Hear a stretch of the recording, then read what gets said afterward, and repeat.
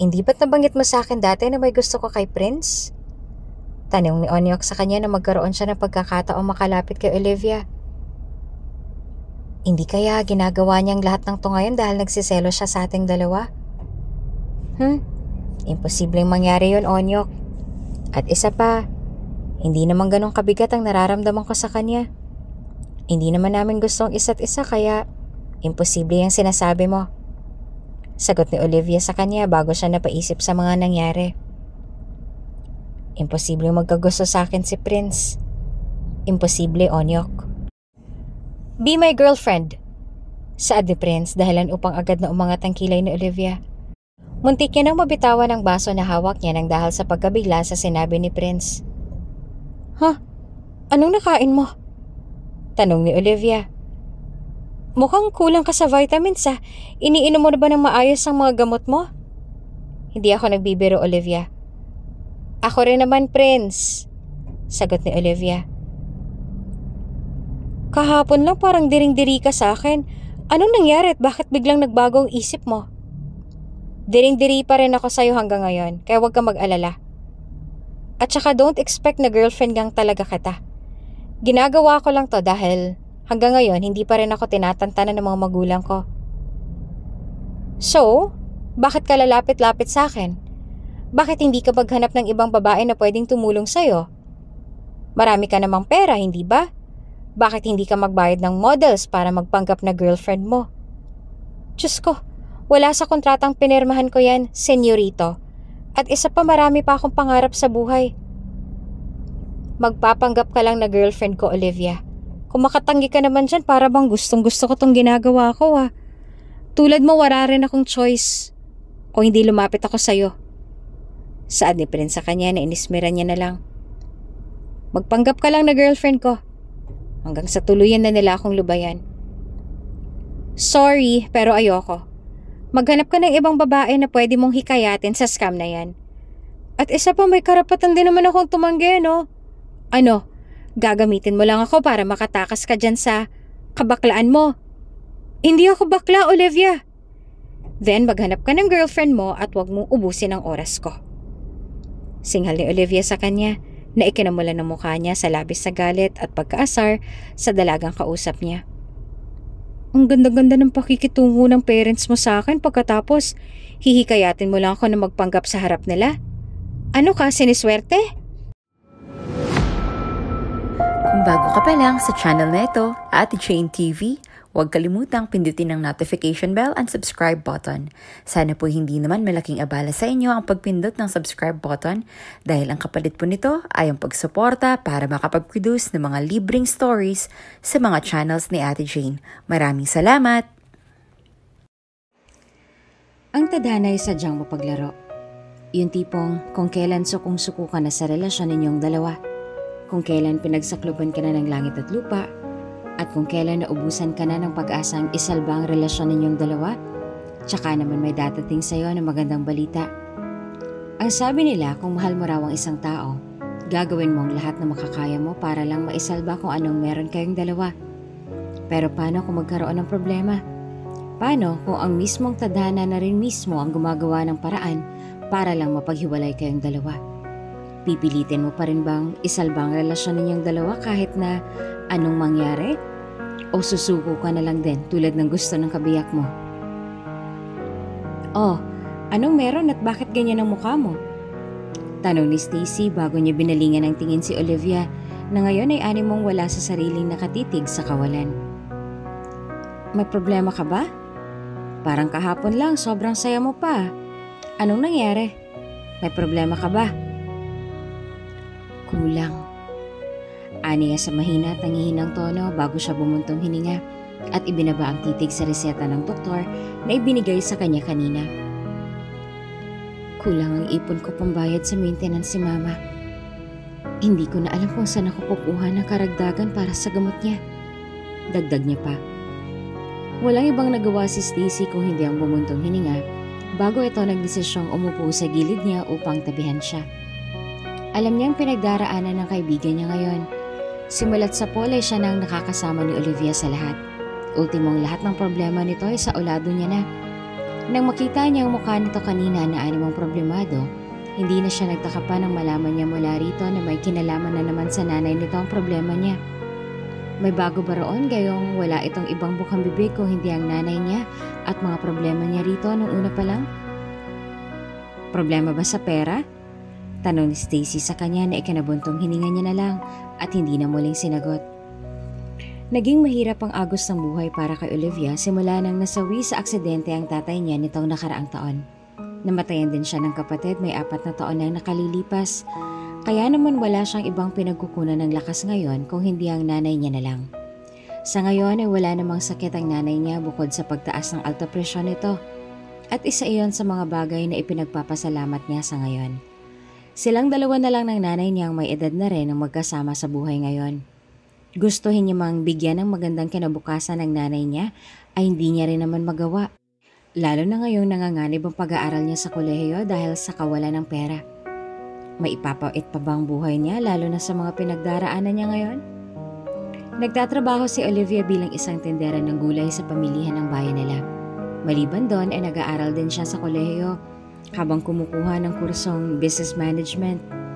Ngayon ang unang taon niya sa kolehiyo pero mistulang ito na rin siguro ang magiging huli para sa kanya dahil sa kabi-kabilang problema na dumadagsa sa buhay niya ngayon. Hindi na rin kayang suportahan ng trabaho niya sa palengke ang tuition na binabayaran niya. Siya rin ang nagbabayad ng mga gastusin nila sa bahay, kaya naman kahit na gustuhin niya mang tapusin ang pag-aaral niya, mukhang hindi niya rin iyan magagawa pa, lalo na ngayon na kailangan niyang mamili sa 2 bagay. Ang pag-aaral ba niya o ang mga bayarin at utang na kailangan niyang bayaran hanggang sa susunod na linggo? Pasensya ka na talaga kung hindi pa kita matutulungan sa ngayon, Olivia. Malungkot na saad ni Stacy bago niya ito inakbayan na hindi naman ikinabago ng mukha nito. Hayaan mo, kapag dumating na ang allowance ko sa susunod na linggo, ako nang magbabayad sa maintenance si tita. Pangako niya pa. Agad na umukit ang ngitiin sa labi ni Olivia nang marinig ang sinabi ng kaibigan. Ang pagkaan ng loob niya mula sa sinabi nito ay hindi rin nagtagal nang may mapagtanto siya sa sinabi nito. Hindi na kailangan, Stacy. Sagot ni Olivia sa kanya bago siya nag-iwas ng tingin sa kaibigan. At nagdesisyon na nga itong itago sa loob ng pitaka niya ang resetang hawak niya magmula pa kanina. Ako na lang sigurong bahala ron. In the first place, hindi mo naman talaga obligasyong tumulong sa akin. At isa pa, obligasyon ko to bilang anak nila. Dagdag pa niya. Oo nga, alam ko naman yun, Olivia. Sagot ni Stacy sa kanya bago nagkibit ng balikat sa narinig niyang sagot mula rito. Pero wala rin namang masama kung tatanggap ka ng tulong mula sa akin, diba? Best friends tayo, diba? At ang magkaibigan, palagi nagtutulungan sa lahat ng problema. Dagdag pa nito bago umakbay sa kanya. Gustuhin niya mang tanggapin ang alok ng kaibigan niya ay hindi niya rin naman magawa dahil tulad niya, may pamilya rin itong sarili na sinusuportahan. Alam niya na imposibleng mangyari ang sinasabi ni Stacy, lalo na't may binabayaran din ito. Bukod doon ay nag-aaral din ito tulad niya. Kaya naman gustuhin niya mang umasa sa pangako ng kaibigan niya ay hindi niya rin naman magawa. Hayaan mo na, Stacy. Aniya na ikinasama ng mukha nito. Ako nang bahala roon. Olivia naman. May bayarin ka rin, Stacy. Dagdag pa niya bago siya ngumiti rito na ikinanguso naman ito. Alam niyang hindi siya tatantanan ng kaibigan, lalo na sa ginawa niyang pagtanggi ngayon sa alok nito. Huwag kang mag-alala dahil alam kong may bayarin ka rin. Pero na-appreciate ko naman ang tulong mo. Salamat pa rin. Olivia, Stacy, may pamilya ka na umaasa sa'yo. Aniya nang muli na naman sanang bibirang kaibigan niya. Kung ako sa'yo, intindihin mo na lang muna sa ngayon ang sarili mo. Malapit na rin ang bayarin ng tuition natin. Baka magkaproblema ka pa kung pati ako iisipin na tutulungan mo. Hindi mo naman kailangang mag-alala dahil kaya ko naman ang sarili ko, Stacy. Dagdag pa niya. Walang iba nagawa si Stacy kung hindi ang mapabuntong hininga bago siya sumandal sa kinauupuan niya habang nakatitig sa bulto ng mga taong abala sa pamimili ng mga pagkain nila sa araw na iyon. Maganda ang sikat ng araw ngayon. Habang pinagmamasdan nila ang mukha ng mga taong naglalakad sa harap nila, hindi rin nila naiwasang pagmasdan ng mga mukha ng mga ito. Mababa ka sa mukha ng mga taong yon na may problema ang ilan sa kanila.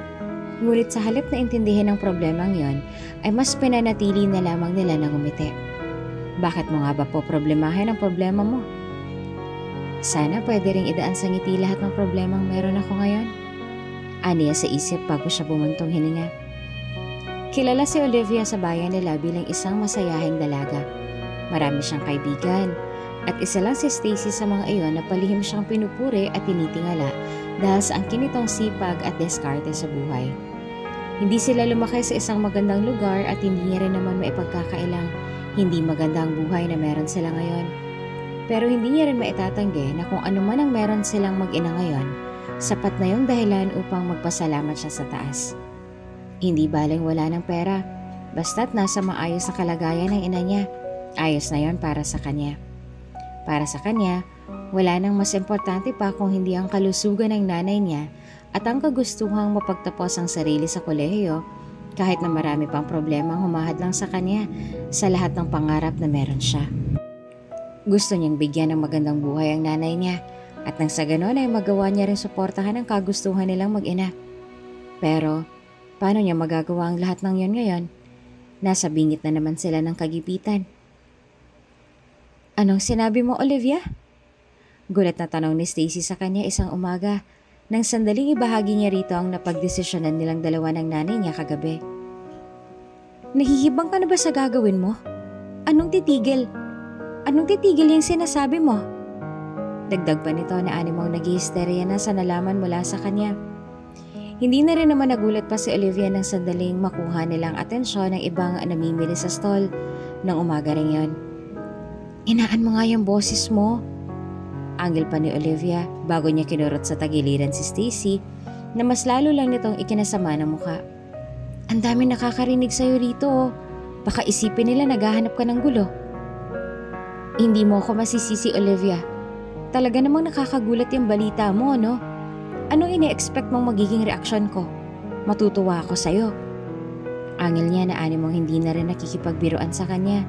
Nasa kabilang banda ay ikinanguso naman ni Olivia. Olivia. Hindi mo ba alam na malaking oportunidad ang pakakawalan mo kapag naghinto ka ng pag-aaral? Naisip mo ba na lahat ng pwedeng mangyari sa'yo kapag huminto ka? Pero Stacy, wala akong choice. Wala kang choice kasi tinatanggalan mo ng karapatan yung sarili mo na pumili sa dalawang bagay, Olivia. Pagtatama nito na sa halip na sagutin ay binaliwala niya na lang. Kung hihinto ka sa pag-aaral, paano pangarap niyong dalawa ng mama mo? Yung tatay at kapatid mo? Alam nila na gusto mong makapagtapos ng pag-aaral at nangako ka sa kanila. Kung hihinto ka man ngayon, naisip mo ba kung anong maaari nilang maramdaman kapag nagkataon? Hindi rin nila malalaman. Wala na sila. Madilim niyang biro na inismera ng kaibigan niya. At saka Stacy, ano ka ba naman? Siyempre pamilya ko sila kaya alam kong maiintindihan nila ang magiging desisyon ko. Alam ko rin na maiintindihan nila ako. Ginagawa ko to para sa gamot ni nanay. At isa pa, hindi na kayang suportahan ng part-time ko sa palengking to lahat ng kailangan namin sa buhay. Dagdag pa niya. Para bang kumbinsidong na si Olivia sa lahat ng naging desisyon niya sa paghinto. Kaya naman wala nang ibang nagawa si Stacy kung hindi ang tuluyang sumuko sa pangangaral sa kanya. At sa halip ay tinulungan niya na lang si Olivia sa pag-assist sa ilang customer na namimili ng mga oras na yon. Tama naman si Olivia, hindi ba? Walang mangyayari sa kanya kung papairalin niya ang sarili niyang kagustuhan na makapagtapos ng pag-aaral. Aminin niyo man o sa hindi ay kailangan niya ng kumayod nang sa ganon ay makapag-ipon na siya ng pera para sa nanay niya. Kung meron lang talagang ibang paraan para lang makaalis siya sa lugar na to, at nang sa ganon ay makapagtrabaho sa malayo na makaipon. Kailangan pa nila ng kasambahay. Rinig niyang saad ng ninang niya nang sandaling makapasok siya sa salas ng bahay nila. Marahan siyang naglakad patungo rito at nagmano at hindi na rin naman siya nagulat nang makita niya kung paanong kuminang ang mga mata nito nang magsalubong ang mata nilang dalawa. Ikaw na ba yan, Olivia? Aba, ang laki mo na. Natatawang puri nito sa kanya na bakas nga sa mukhang paghanga na nahihiya niya na lang nanginitian. Kamusta ka na, anak? Ang tagal na rin ng panahon nang huli kitang nakita, ah. May nobyo ka na ba? Wala pa po sa loob kong magpaligaw. Aniya na tinanguan naman ito. Nagpadalaw po kayo? Kakauwi ko lang galing Maynila. Binigyan ako ng leave sa trabaho. Saan dito bago bumaling sa nanay ni Olivia? Yung sinasabi ko nga kumare, kailangan nila pasitan ng panibagong kasambahay. Kaya nga umuwi ako rito para tanungin ka. Ang kaso naman ay may sakit ka nga pala. Bakit ka nga ba kasi aalis? Okay ka rin naman na doon. Sagot ng nanay ni Olivia. Walang ibang nagawa si Olivia kung hindi ang mapabuntong hininga na lang sa sarili niya bago siya nagdesisyong umupo sa gilid ng nanay niya. Hindi niya alam kung anong pinag-uusapan ng nanay niya at ng ninang niya. Ang tanging alam niya lang ay may ilang taon na rin itong hindi umuwi sa probinsya nila, kaya ay ganito na lang ang gulat niya nang makita niya itong naririto sa bahay nila. Hindi ko alam. Hindi naman nakakapagod ang trabaho ko ron pero ewan ko ba. Anito na mo naguguluhan pa na ikinanguso na lang ng palihim ni Olivia. Ang hirap manwalay sa pamilya, Lynette. Kung ikaw ang naroroon, baka maintindihan mo rin ang dahilan ko. Dagdag pa niya bago siya humigop ng kape at muli nagsalita. Ang kaso, hindi nila ako pwedeng paalisin nang wala akong kapalitan. Alam mo na, mahirap kumuha ng kasambahay sa panahon ngayon, lalo na't naggalat ang masasamang loob. Dagdag pa nito bago siya napabaling kay Olivia. Tulad ng nakagawian ay naroon na naman ang pagkislap sa mga mata niya nang muling mag-cross ang mata nilang dalawa. Bakit kaya hindi na lang ikaw ang pumalit sa akin, iha? Saad nito dahilan upang bahagya pa siyang masamid sa sarili niyang laway. Ikaw na lang, Olivia, since hindi naman pwede itong nanay mong may sakit. Hindi ka naman na nag-aaral, hindi ba? Magandang trabaho na itong inaalok ko sa iyo, anak. Ninang, may trabaho po ako. Sa bayan? Sabat ng nanay niya na mong may insulto pa sa kanyang nahimigan sa paraan ng pagtatanong nito. Anak, alam natin na hindi ganong kalaking kinikita mo sa pagbibenta ng gulay. Bakit kaya hindi mo nalang tanggapin ang offer ng ninang mo? Kasambahay lang, Olivia. Kahit na kasambahay ka lang, kikita ka ron ng palinis-linis lang. Hindi ko po sigurado, Nay. At saka hindi sila basta-bastang kasambahay lang, Lynette. Ano ka ba? Saad ng ninang niya bago siyang ngumiti kay Olivia. Kailangan nila ng bagong kasambahay, anak. Aalis na rin kasi ako roon, lalo na't kailangan ng ninong mo na makakasama sa bahay. At isa pa, hindi ko rin makasundo yung amo kong lalaki dahil magkalayo ang edad naming dalawa. Baka alam mo na, malay mo magkasundo pa yung dalawa dahil magkaedad lang kayo, hindi ba? Anito bago siya nito hinawakan sa kamay na hindi niya naman kinibo. Hindi mo naman kailangang mag-alala sa trabaho mo sa lugar na yon, iha. Lalo na't mababait naman ang magiging amo mo roon. Hindi ka nila pababayaan. At ako na nagsasabi sa yun yan. Dagdag pa nitong pangungumbinsi sa kanya. Marami pa itong binanggit sa kanya para lang makumbinsi siya, habang si Olivia naman ay walang ibang nagawa kung hindi ang manahimik na lang habang iniisip ang lahat ng binipisyong sinasabi ng ninang niya sa oras na tanggapin niya ang alok na to sa kanya. Habang tahimik si Olivia, wala namang ibang nagawa ang ninang niya kung hindi ang magpatuloy sa pagkukwento tungkol sa mga karanasan niya sa lugar na iyon, hanggang sa unti-unti na namang tumalon ang usapan nila sa ibang bagay. Tapos na si Olivia sa pagbubugas ng pinagkainan nila ng tanghalian na iyon, nang muli na naman siyang tinawag ng ninang niya upang muling buksan ang tungkol sa usapan nila. May 2 oras na ang nakalilipas. Huwag kang mag-alala dahil okay naman sila, iha. Muli nitong saad dahilan upang bahagya na lang na mapangiwi si Olivia sa kinauupuan niya. Sadyang masungit lang talaga yung anak nilang lalaki kaya umayaw ako. Muli pa nitong dagdag. Bahagyang natawa naman ang nanay ni Olivia kaya naman agad nitong nakuha ang atensyon ng 2 nag-uusap sa harapan niya. So, sa tingin mo magkakasundo silang 2 ni Olivia? Tanong ng nanay niya. Bakit naman hindi? Magkaugali naman silang 2. Pabirong sagot ng ninang niya na bahagya niya na lang na ikinanguso. Naaalala ko si Olivia sa tuwing makakausap ko ang lalaking yon. Mula sa paraan ng pananalita hanggang sa kilos. Magkaugali talaga silang 2, Lynette. Madalas ko nga rin siyang makitang magitara kaya sa tuwing mapapakinggan ko siya, itong inaanak kong naaalala ko. Dagdag pa nito. Ang sabi nila kapag magkaugali raw ang 2 tao, mas may chance na hindi sila magkasundo. Muling saad ng nanay niya bago bumaling kay Olivia at ngumiti. Kung ikaw nga na mabait at pasensyosa, hindi nagawang tiisin yung ugali ng anak nila, eto pa kayang anak ko? Dagdag pa nito. Ganyan ba talaga kasama ang tingin mo sa akin, Nay? Angil niya dahilan upang magtawanan silang tatlo sa kwentuhan nila. Pasensyosa naman ako Pasensyosa ka kapag akong kaharap mo. Pero kapag ibang tao, nako. Dagdag pa nitong ani na tinawanan niya na lang. Magpapaputol ako ng daliri kapag nalaman kong nakasundo mo na ang lalaking yon. Biro pa nito na tinawanan niya na lang. Nagtagal pa ng ilang minuto ang kwentuhan nila sa bagay-bagay bago muling bumaling sa kanya ang ninang niya upang muling magtanong tungkol sa oportunidad na ibinibigay nito sa kanya ngayon. Hindi naman kita pipilitin kung ayaw mo talaga, Iha. Pero sa akin lang, kung ako sa'yo, grab mo na tong offer ko sa'yo. Opportunity din to, anak. Sayang din kasi ang pasweldo nila kung tatanggi ka. Mayaman ang pamilya nila kaya kompleto rin ang benefits mo roon kung sakali mang pumasok sa isip mo na tanggapin ang trabahong inaalok ko. Maraming pagkain doon, Iha, kaya hindi ka rin magugutom. Marami kang makakasama roon kaya hindi ka rin mangungulila dito sa nanay mo. At isa pa, mas malaking kikitain mo kung papayag ka. Pangungumbinsin nito sa kanya bago ito malungkot na ngumiti nang mapagtantong hindi pa makapagdesisyon si Olivia sa offer nito sa kanya. Ipagpalit mo na yung trabaho mo sa palengke, Iha. Wala kang kinikita doon. Nang dahil sa narinig ay hindi na naiwasan ni Olivia ang magbaba na lang ng tingin. Paano ang nanay niya kung aalis siya?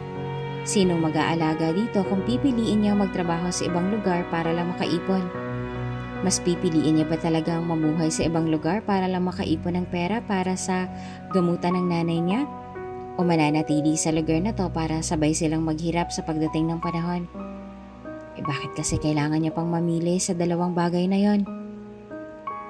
Alam mo ba, Olivia, na wala pa sa kalahati ng kinikita mo sa palengkeng pasweldo nila sa mga kasambahay nila? Kahit na 20,000 pa yan, Ninang, hindi ko rin po sigurado. Sagot niya rito dahilan upang bahagya pang magkatinginan ng ninang niya at ang nanay ni Olivia. May trabaho po ko. At isa pa po, walang makakasama si nanay dito.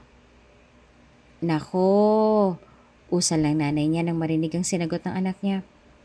Huwag mo akong problemahin dito, Olivia. Kaya kong sarili ko rito. Huwag mong hahayaang makawala sa kamay mong oportunidad na sinasabi sa'yo ng ninang mo. Huwag mong tatanggihan yun ang dahil lang sa akin at sa kalagayan ko rito. Maraming mawawala sa'yo kung dito ka lang sa probinsya. Tama ang nanay mo, Olivia. Baling ng ninang niya sa kanya dahil upang lumingon siya pabalik dito. Maraming oportunidad at trabaho sa syudad kumpara dito sa probinsya. Walang mangyayari sa'yo kung dito ka lang maglalagi. At saka kung palalagpasin mo itong trabaho na sinasabi ng ninang mo, baka magsisi ka bandang huli. Dagdag pa ng nanay niya bago sila magkasabay na bumaling kay Olivia na animong nagsimula na magdalawang isip sa pinag-uusapan nila ngayon. At saka andito naman ako, oo. Dagdag pa ng ninang niya dahilan upang mag-angat siya ng tingin sa dalawa. Hindi ko naman pababayaan ang nanay mo, anak. Kung ang kalagayan ng nanay mo ritong inaalala mo, hindi mo na kailangang mag-alala pa. Dahil nandito naman ako. Ano pang saysay kung umuwi ako rito, hindi ba? Hindi ko naman pababayaan ang nanay mo sa oras na umalis ka. Kahit nabantayan ko pa siya oras-oras para lang maalagaan siya, gagawin ko. Paninigurado nito sa kanya. Nang mga oras na yun ay nagsimula na rin nagbago ang isip ni Olivia sa pag-alis. May punto naman ang dalawang ginang. Ang kaso nga lang ay para bang may pumipigil sa kanya na iwanan ng nanay niya rito. Kailangan niya pa nga bang mangamba ngayong ang mismong ninang niya nang nangako sa kanya na hindi niya pababayaan ang nanay niya? Unti-unti ay kinuha ng nanay niya ang kamay niya at marahan niyang pinisil. Naramdaman kasi ng nanay niya na animong ayaw niyang pakawalan at iwanan ng anak niya kaya naman iyon na lang ang kaisa-isang bagay na nagawa niya para lang maiparamdam kay Olivia na magiging maayos lang siya rito kung gugustuhin niya mang umalis upang maghanap buhay para sa kanilang dalawa. Ayos lang talaga ako dito, anak. Anito sa mahina at marahang boses na ikinababaan niya na lang ng tingin. Ayos lang ang nanay. Dagdag pa nito. Nang mga oras na yon ay wala nang ang ibang nagawa si Olivia kung hindi ang mapabuntong hininga na lang sa kinauupuan niya. Aminin niya man o sa hindi ay ang kapakanan niya lamang ang iniisip ng dalawang ginang. May punto nga naman sila, hindi ba? Tulad ng palaging sinasabi rin ng mga kapitbahay nilang nangingibang bayan para lang makapagtrabaho, nasa syudad ang buhay at pera. Nasa syudad ang kaginhawaan at trabaho. Ano nga bang mangyayari sa kanya kung mananatili lang siya rito sa lalawigan nila habang naghihintay sa wala? Oho? Usal ni Stacy sa kanya bago siya nagugulat na bumaling kay Olivia nang makuha niya mula sa tendera lahat ng pinamili niya. May offer na pala sa'yo, bakit hindi mo pa tinanggap? Naroroon sila ngayon sa gilid ng palengke. Dahil nga sa walang ani ang amo ni Olivia ng araw na iyon, hindi na muna siya pinapasok nito para sa araw na iyon. May pagsisisi siyang nararamdaman dahil kung pumayag lang ba siya sa offer ng ninang niya noong nakaraang linggo, may posibilidad pa nga ba na hindi niya na maranasan ang kagipitang ito ngayon? May ilang araw na rin kasi silang walang tinda sa palengke. At may ilang araw na rin siyang walang kinikita, kaya naman may parte sa sistema niyang dismayado sa kung bakit pa nga ba niya tinanggihan ang ninang niya nung nakaraang linggo sa offer nitong trabaho sa kanya. Alam mo, Olivia, may punto naman si Aling Stella. Nasa syudad ang trabaho, Olivia. Kahit nahalughugin mo tong buong bayan, wala kang makikitang trabaho rito na nagbabayad ng 20,000 tulad ng sinasabi niya. Anito sa kanya bago sila magkasabay na naglakad sa gilid ng daan. At saka if I were you, tatanggapin ko na yon, ano? Kung hindi lang ako nag-aaral ngayon at kung sakali mang sa akin in-offer ni Aling Stella yan, ay nako, igagrab ko na. Daig ko pang nagtrabaho sa ibang bansa sa pasweldo nila. Anito bago bahagyang natawa. Walang ibang nagawa si Olivia kung hindi ang magbaba na lang ng tingin habang patuloy sa pagbuntong hininga. Wala siyang ibang nagawa kung hindi ang makinig sa lahat ng sinasabi ni Stacy sa kanya ngayon. Tulad nga ng sinasabi niya tungkol sa ninang at nanay niya noong nakaraang linggo, iyon din ang ilalarawan niya kay Stacy ngayon. Lahat naman sila ay may punto. Kaya bakit pa nga ba siya tumanggi sa oportunidad na harap-harapan ang ibinibigay sa kanya? Alam mo bang pahirapan ang kitaan sa palengke ngayon, hindi tulad noon? Habang tumatagal ang panahon, mas lalo lang nagiging mapili ang tao ngayon. Hindi na sila masyadong kumakain ng gulay, kaya yung mga paninda mo, malalantalang lahat ng yan. Dagdag pa ni Stacy na hindi niya nakinibo. Kaya kung ako sa'yo, manggibang bayan ka na lang tulad ng ginawa ni Goryo. Kita mo si Goryo, nagtrabaho lang sa Maynila, ang taas na ng tingin sa sarili ngayon. Malay mo, sa Maynila ka na rin makahanap ng love story mo. Nako, wala pa sa loob kong intindihan yan, Stacy. Sagot ni Olivia sa kanya na bahagya niya na lang na tinawanan. At isa pa pag-aaral ko nga ang iniisip ko. Hindi ba ang sabi mo hindi ka na mag-aaral? Naguguluhan itong tanong sa kanya na hindi niya naman kinibo. Ano pang poproblemahin mo ngayon kung hihinto ka na nga? Ikaw na rin mismo ang nagsabi na hindi mo na-afford yung tuition mo, no? Dagdag pa nito, dahilan upang mapabuntong hininga na lang siya sa paglalakad niya. Oportunidad na yon, Olivia. Oportunidad lang kusang lumalapit sa'yo. Kung tutuusin ay swerte ka pa nga. Aba, ang hirap kayong makahanap ng trabaho ngayon, lalo na sa tinapos mo ngayon. At saka, saan ka nakakita ng kasambahay na binabayaran ng malaki? Aba, daig mo pang pumasok sa factory sa pasweldo nila. Malaking bagay na yon, Olivia. Kaya kung ako sa'yo, tanggapin mo na. Isipin mo na lang ang maitutulong ng pasweldo nila sa'yo para sa nanay mo at sa gamot niya, hindi ba? Pangungumbinsi pa nito sa kanya. Kunot-noo siyang nag-angat ng tingin kay Stacy, habang si Stacy naman ay walang ibang nagawa kung hindi ang maglakad kasama niya.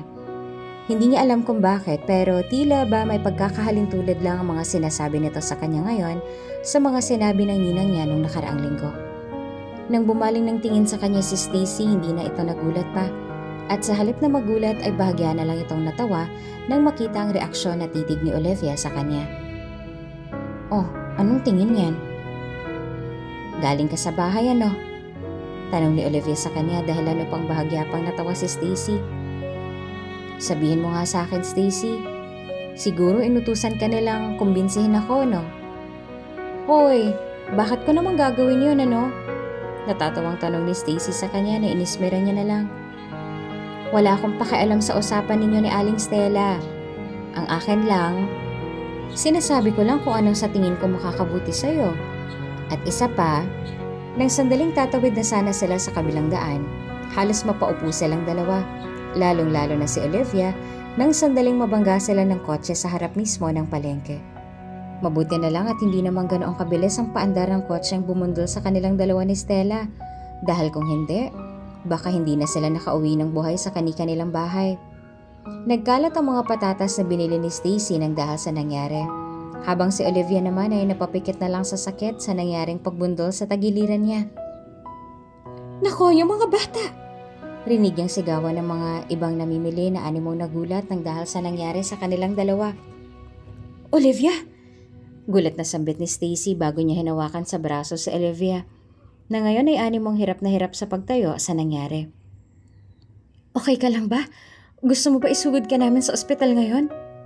Sa halip na sumagot ay walang ibang nagawa si Olivia kung hindi ang mapapikit na lang sa sakit bago siya sumenya sa kaibigan niya na okay lang siya. Hindi siya nagpadaig sa mga haplos nito sa braso niya dahil nang sandaling makakuha siya ng lakas, ginamit niya ang lahat ng yon para makatayo at kahit na iika-ika ay naglakad na siya patungo sa gilid ng kotseng nakabundol sa kanya. "Olivia! Tingin mo ba, Stacy, papalampasin ko yung ginawa ng gagong yun sa atin?"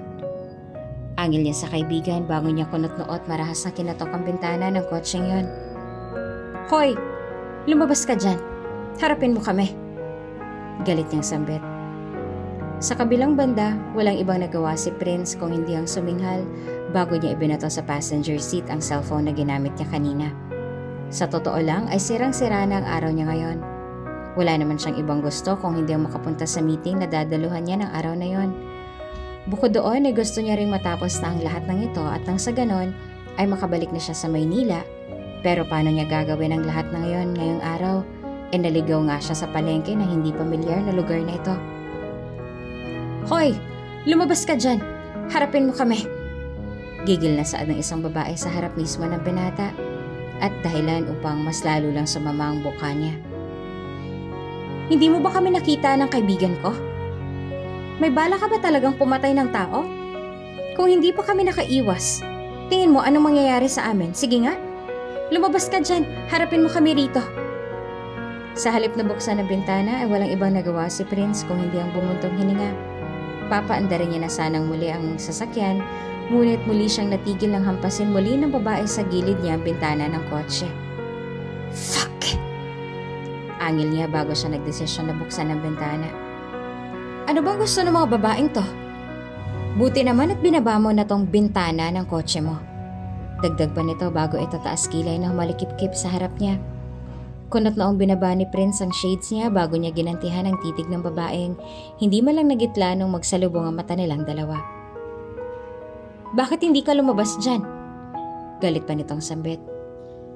"Siguro natatakot kang makuyog ng mga tao rito, ano? Dapat lang na makaramdam ka ng takot dahil muntik mo lang naman kaming mapatay ng kaibigan ko." "And who the hell are you? At sino ka ba sa inaakala mo?" Tanong pa ni Prince sa kanya. Bakas ang kahambugan sa boses ni Prince ang tinanong niya si Olivia. Kaya naman hindi na naiwasan ni Olivia ang sarkastikong matawa sa harapan niya na hindi na rin ikinabago ng reaksyon pa ni Prince sa harapan niya. "Sino ako sa inaakala ko? Ako dapat ang magtanong yan sa'yo, mister. Sino ka ba sa inaakala mo?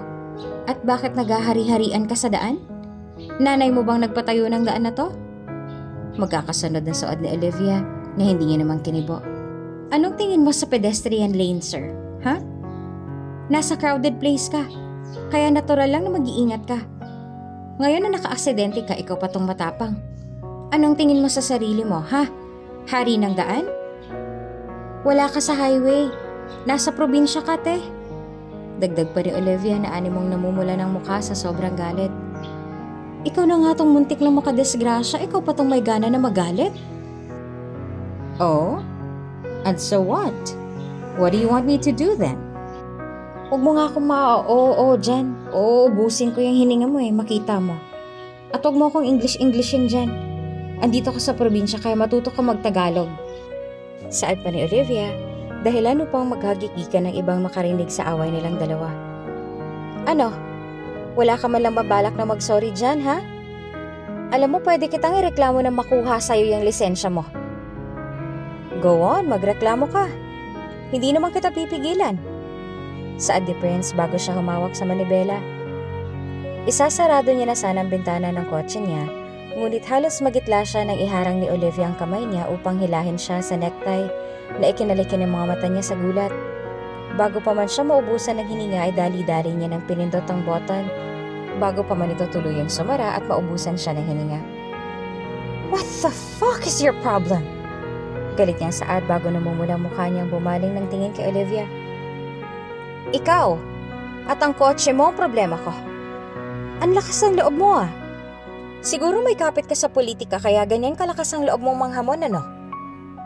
Ano ba talagang kailangan mo? Hindi ka ba nakikinig o sadyang bingi ka lang? Reklamo ni Olivia sa kanya bago madilim ng mga matang nakipagtitigan sa lalaking kausap niya. Ang sabi ko, mag-sorry ka.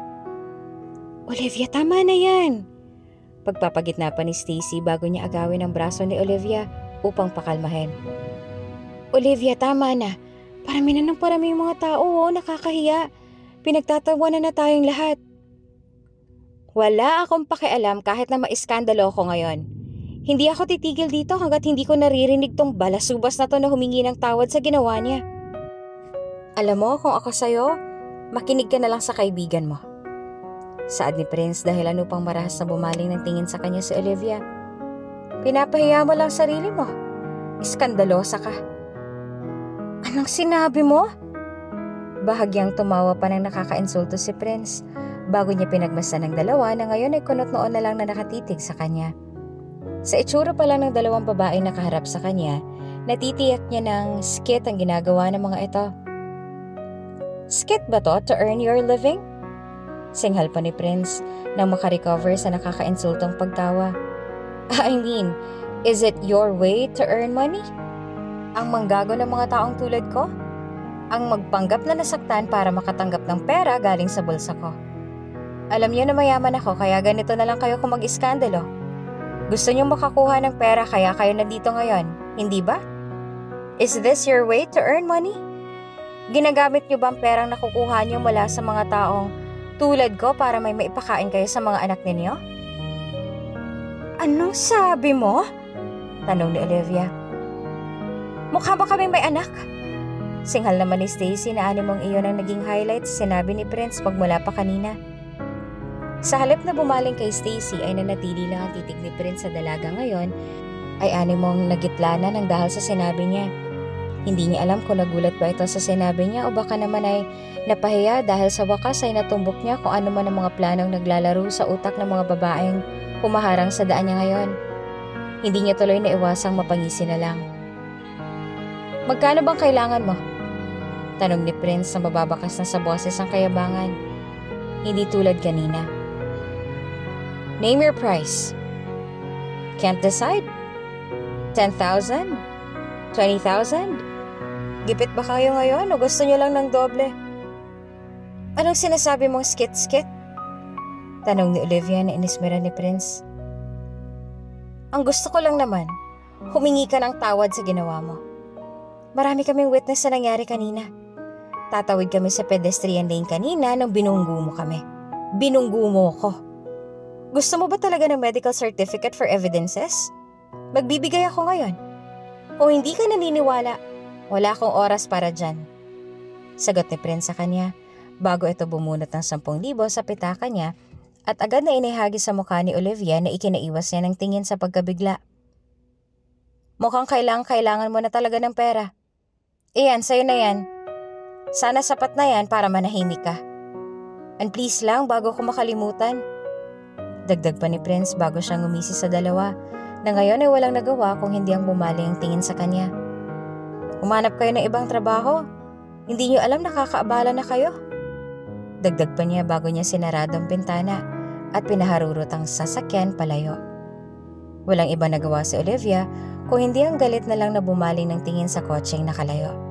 Na bago niya binalingan si Stacy na ngayon ay abala na sa pamumulot ng pera sa daan. Ang hayop na yon. Ang kapal ng mukha niya para sabihin lahat ng yon, Olivia. Asik ni Stacy sa kanya bago niya inabot ang pera kay Olivia at taas kilay na bumaling sa kaibigan. Mukha ba tayong may mga anak? Ang yabang niya. Porket gwapo siya at mukhang mayaman, may karapatan na siyang mang-degrade ng mga mahihirap na tulad natin? Dagdag pa niyang singhal. Sa halip na sumagot ay walang ibang nagawa si Olivia kung hindi ang magkuyom ng kamao. Wala na rin naman sa loob niya ang ibalik ang perang yon. Lalo na't dignidad niya naman ang nawala sa kanya. At ang isa pa ay voluntaryo naman itong hinagis ng lalaking iyon sa mukha niya. Kaya sino ba naman siya para tanggihan ang grasya? At ang isa pa ay kailangan niya ng pera ngayon para sa nanay niya. Saan ka nakakuha ng perang pambili ng gamot, anak? Kunot noong tanong ni Lynette sa kanya bago pumaling kay Olivia, na ngayon ay abala na sa paghihimay ng mga sitaw na isasahog nila para sa hapunan ng gabing yon. Ang akala ko ba hindi kayo pinapasok ni Beth sa palengke? Saan ka nakakuha ng pera kung ganon? Gumawa lang ako ng paraan, Nay. Saad pa ni Olivia bago siya napabuntong hininga sa sarili niya nang muli niyang maalala lahat ng nangyari kaninang umaga. Lahat ng perang binigay sa kanya ng lalaking yon bilang danyo sa nangyari sa kanya ay ginamit niya para sa pambili ng gamot ng nanay niya. May 1 linggo na siyang walang trabaho sa palengke kaya naman ay may 1 linggo na rin na hindi nagme-maintenance ang kanyang nanay.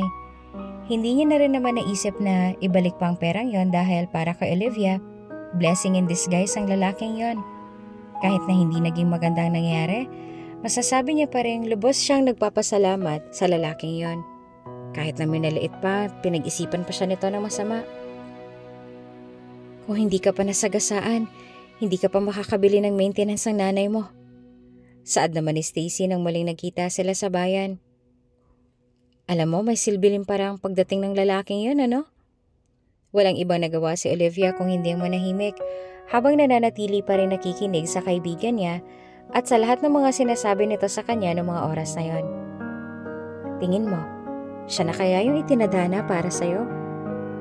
Huwag mo akong umpisahan, Stacy. Bad trip pa rin ako hanggang ngayon. Angil niya dahil ano pang bahagya na lang na natawang kaibigan niya. Ito naman, huwag kang killjoy. What if lang naman, Olivia? Parang hindi ka naman nanonood ng mga drama sa bahay. Saad nito kasabay ng pabirong pag-iling na ikinangat na lamang ng labi ni Olivia. Nga pala, balita ko, Olivia. Tinanggap mo na raw yung offer ni Aling Stella sa'yo, ah. Saad ni Stacy, dahil ano pang bahagyang natigilan si Olivia sa ginagawa niya. Kailan na nga ulit ang alis mo? Next week ba? Bukas, sagot ni Olivia sa kanya, dahil ano pang agad na makaramdam ng pagkagitla si Stacy sa narinig mula sa kaibigan. Tama si Ninang. Hindi na dapat ako magpaabot pa hanggang sa susunod na linggo kayong kailangan na ng nanay ko ng pera para sa gamutan niya. Baka kung ano pang mangyari sa kanya kung ipapaabot ko ng susunod na linggo yung pag-alis ko. Dagdag niya pa.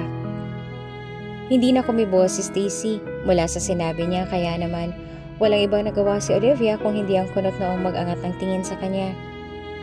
Oh, bakit ganyan ang reaksyon mo? Ang akala ko ba'y excited ka na mawawala ako? Natatawa niyang saad sa kaibigan kasabay ng marahang pagsiko rito na ikinaangat naman ang kilay ni Olivia. Bakit ganyan ang mukha mo? Wala. Maikli nitong sagot bago itong umuso. Nalulungkot lang ako dahil magkakalayo na tayong dalawa. Wala na akong kaibigan kapag nawala ka. Ano ka ba naman? Para kang bata sa ginagawa mo. Saad ni Olivia bago siyang ngumiti kay Stacy at marahan itong hinarap. Isipin mo na lang na aalis ako dahil kailangan. In the first place, kapag bumalik ng klase, magiging abala ka na rin. Mawawala na rin tayo ng oras sa isa't isa. Palagi tayong magiging busy sa lahat. Ikaw sa pag-aaral mo, at ako naman sa trabaho ko. Hindi na rin tayo palagi magkakasama sa oras na bumalik ang klase, kaya parehas lang din yun. Pero iba yung ngayon, Olivia. Kung dati, hindi tayo nagkikita dahil palagi tayong abala sa schoolworks. Ngayon, iba na. Gaya nga ng sinabi mo, magiging abala na ako sa klase habang ikaw, magiging abala ka na sa trabaho mo. Sagot ni Stacy sa kanya. Maging si Olivia ay nararamdaman na rin ang lungkot na pinaparamdam ni Stacy sa kanya noong mga oras na yon. Gustuhin niya mag-aral at samahan si Stacy sa lahat ay hindi niya rin naman magawa dahil tulad ng iba Marami silang pagkakaiba sa isa't isa. Magkaiba sila ng responsibilidad na kailangang gampanan sa buhay. Si Stacy na kailangang gampanan ng buhay na pinapangarap ng mga magulang niya para sa kanya. At kay Olivia naman na walang ibang responsibilidad kung hindi ang kaginhawaan ng buhay niya at ng buhay ng kanyang mahal na ina. Walang ibang nagawa si Olivia kung hindi ang mapabuntong hininga na lang habang nakatitig sa malaking bahay na nasa harapan niya.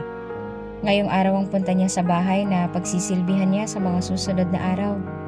Ngayon pa lang siya nakatapak sa Maynila kaya naman hindi niya rin maitatanggi na may kung ano siyang nararamdaman sa puso niya ng mga oras na yon. Takot? Pagkabigla? O tuwa? Anong iniisip mo? Tanong ni Pasita bago niya marahang siniko ang dalaga nang mapansin niyang nakatulala ito sa malaking bahay na pagsisilbihan nila. Ngayon ka lang ba nakakita ng ganitong kalaking bahay? Medyo po. Saad niya na animong nahihiya na nakangiting inilingan na lang ni Pasita. Hindi ko po lubos akalain na makakapasok ako sa ganitong kalaking bahay. I mean, ito po talaga yung pinakauna ko sa lahat. Sa probinsya kasi, bahay at palengke lang ako. Yung campus nga po namin maliit lang kaya nakakapanibago po talaga. Pwes, masanay ka na ngayon, iha. Saad ni Pasita bago pa siya nito tinulungan sa mga bagahe niya. Magmula sa araw na to, ito nang magiging tahanan mo. Dagdag pa niya bago nagsimulang maglakad papasok sa gate. Aminin niya man o sa hindi ay talaga namang namamanghana siya sa mga nakikita niya ngayon. Pagpasok pa lang sa bulwagan ay ang malaking painting na agad ng mga pintor ang unang bumungad sa kanya. May mga nakita rin siyang musical instrument sa gilid kaya naman hindi niya maiwasang makaramdam ng tuwa, lalo na nang makita niya ang piano na naroroon sa gilid. May marunong pong tumugtog ng piano sa kanila? Tanong ni Olivia patungkol sa mga magiging amo niya bago siya bumaling sa mayordoma ng bahay na iyon. Iyon ba? Sagot ni Patricia sa kanya nang bumaling siya sa gilid. Si Ma'am Mildred ang mahilig sa bagay na yan.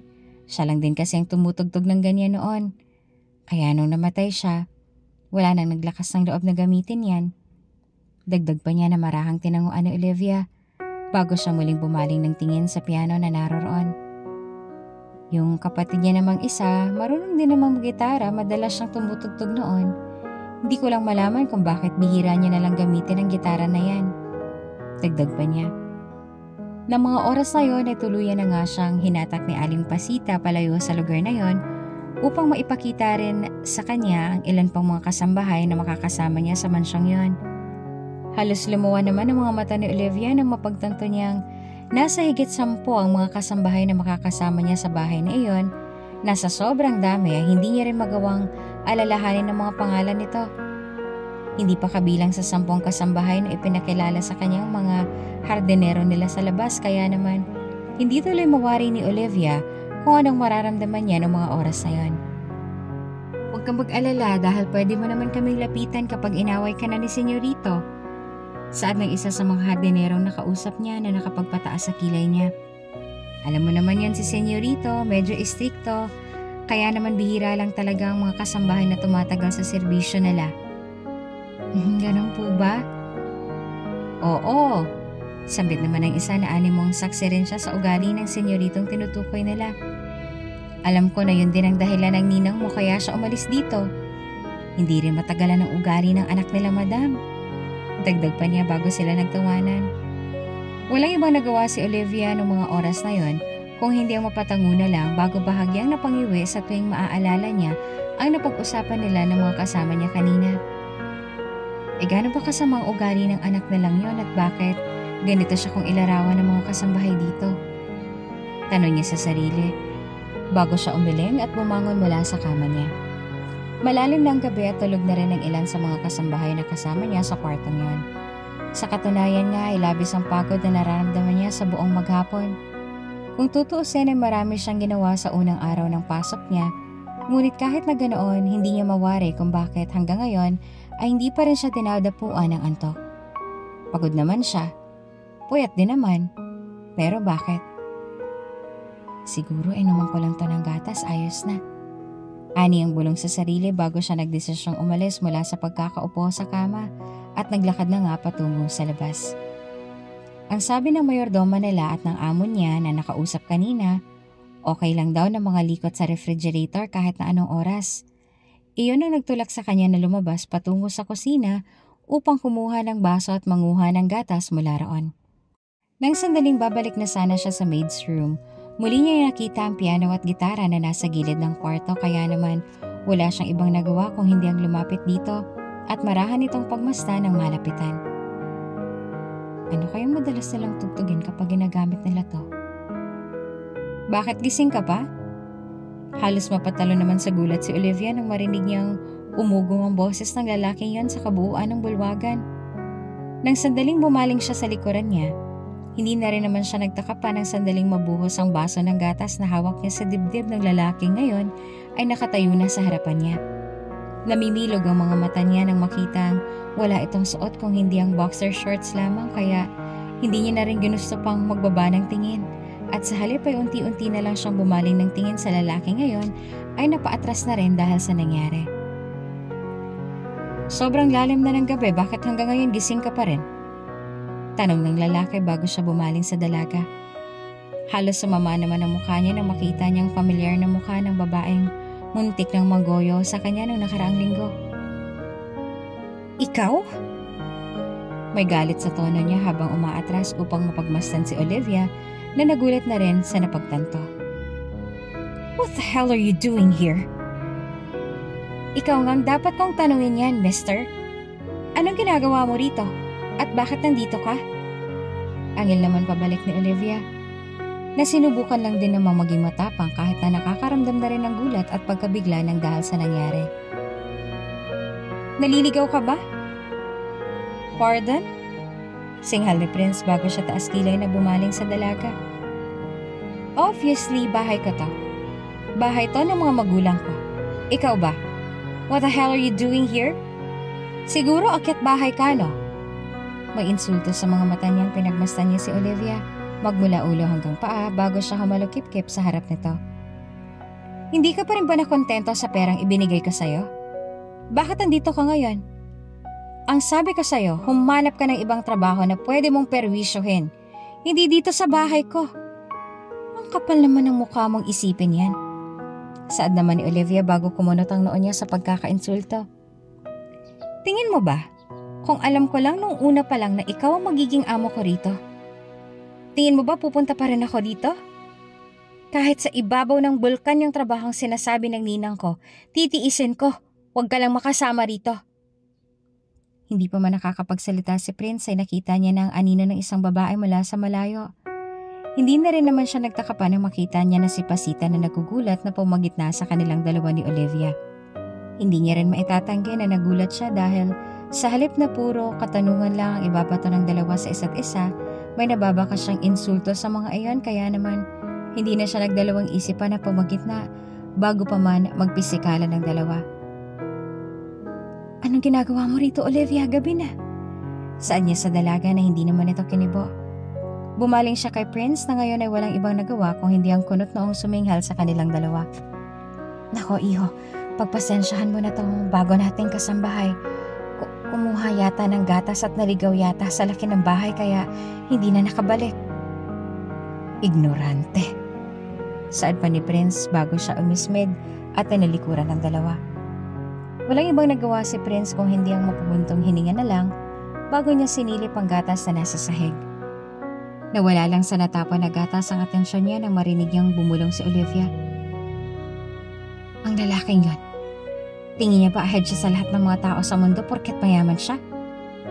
Wala naman siyang ibang may pagmamalaki sa sarili niya. Hubog pa lang ng katawan. Walang-wala na siya sa mga hardinerong nakilala. Shhh! Aba, totoo naman ah. Angil ni Olivia bago siya bumaling kay Pasita. Hindi na rin ako magtataka kung bakit umalis dito si Ninang. Tingin niyo, auntie, titiisin ko ang ugali ng lalaking yon? No way! Aalis ako rito kung siya lang naman ang makakasama ko. Olivia, maghunos dili ka nga muna. Pagpapakalma nito sa kanya na inismera niya na lang. Isipin mo ang nanay mo, iha. Kaya ka nga nandito dahil sa nanay mo, hindi ba? Tiisin mo ang lahat, Olivia. At ang isa pa, hindi naman madalas dito sa mansyon niyang si Prince, kaya hindi rin kayo madalas na magkikita. Marami pang sinabi si Pasita sa kanya tungkol kay Prince. Ngunit sa halip na pakinggan ang lahat ng iyon, walang ibang nagawa si Olivia kung hindi ang umismid na lang sa hangin bago niya nilingon ang daan kung saan naglaho si Prince. Ang sabi ng mayordoma at ng mga kasambahay na madalas niya makausap, bihira lang naman daw manatili sa bahay na yon si Prince. Nagsimula itong hindi mamalagi sa bahay na yon simula nang mamatay ang kapatid nito. Habang naglilinis ng pool mula sa labas, hindi naiwasan ni Olivia ang mag-angat ng kilay. Nang makita niya si Prince na ngayon ay abalang nagbabasa ng magazine sa Sun Lounger na hindi naman ganong kalayo sa direksyon niya. Ang sabi nila palagi raw wala to rito. Anong ginagawa niya rito ngayon? Tanong ni Olivia sa sarili niya habang kunot noong nakatitig sa binatang nagsisiesta sa malayo. Nanatili lang ang titig ni Olivia sa kanya at naramdaman niyo ni Prince kaya naman wala siyang ibang nagawa kung hindi ang padabog na ibabang magazine na binabasa niya bago siya bumaling sa dalaga. "What the hell are you looking at?" Angil niya. Sa halip na mag-iwas ang tingin ay nanatili lang ang titig ni Olivia sa kanya. Animong hindi malang natakot sa galit na ipinakita niya kaya naman wala siyang ibang nagawa kung hindi ang umismid na lamang. Ilang segundo lang nakalipas ay marahang naglakad palapit sa kanya si Olivia, kaya naman muli siyang nag-angat ng naiinit ang tingin dito. "Ang sabi nila may trabaho ka, hindi ba? Anong ginagawa mo rito?" Tanong nito. Bakas ang pangungwestiyon sa tanong ni Olivia, at iyon ay isa sa mga dahilan kung bakit mas lalo lamang nairita si Prince sa kanya. "Bakit? Bawal ako mag-siesta sa pamamahay ko?" Tanong ni Prince sa pasikreto naman niyang inismeran. "Hawak ko ang oras ko sa trabaho ko, kaya pwede ako mag-siesta kahit na kailan ko gustuhin. Now, get back to work." "Ang sabihin mo tamad ka lang. Gumagawa ka lang ng paraan para makapag-siesta. Hindi ako pinanganak kahapon, kaya alam ko lahat ng mga ganyan ano?" Saad ni Olivia sa kanya, bago ngumisin na nakakaloko na ikinaangat naman ng kilay ni Prince. "Nagsisiesta ka ba talaga o ginagawa mo lang lahat ng to para mabantayan ako mula sa malayo?" "Excuse me?" Ngumisi si Olivia nang makita niyang unti-unti nang napupuno sa kanya si Prince. "Pakunwari ka pa, ginagawa mo lang to para mabantayan ako, no? Natatakot ka kasi na baka may gawin ako mali sa bahay mo. Hindi naman ako mukhang magnanakaw, no? Unless..." Bumaba ang tingin ni Olivia sa kanya at mabilis siyang pinagmasdan, magmula ulo hanggang paa, na mas lalong nagpasidhiin ang galit ni Prince sa kanya. "Is this your way to make papansin? Siguro nagpapapansin ka sa akin, ano? Type mo ba ako?" "Olivia, alam mo..."